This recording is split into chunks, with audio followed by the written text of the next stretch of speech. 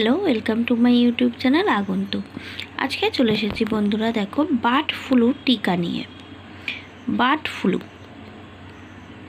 এই যে bird flu, বুঝতেই পারছো এটা একটা পাখিদের রোগ। H5N1 জাতীয় ইনফ্লুয়েঞ্জা ভাইরাস দ্বারা পোলট্রি মুরগিরা আক্রান্ত হলে এদের মধ্যে যে রোগ সৃষ্টি হয় তাকে আমরা বার্ড ফ্লু বলে থাকি।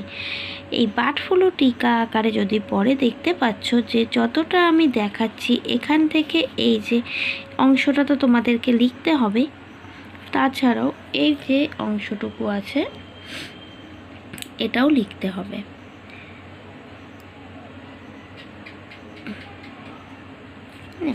তাহলে এই বার্ড ফ্লুর ভিতরে আমরা কি লিখব না,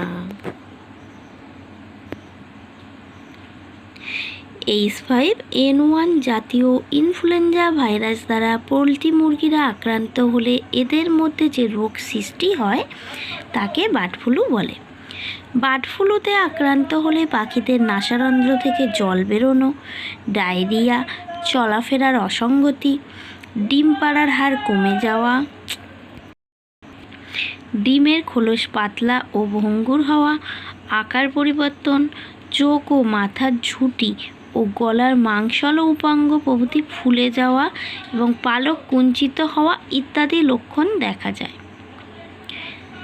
এদের লালারস, সর্দি ইত্যাদির সংস্পর্শে এলে অন্যান্য মুরগিরাও আক্রান্ত হয়।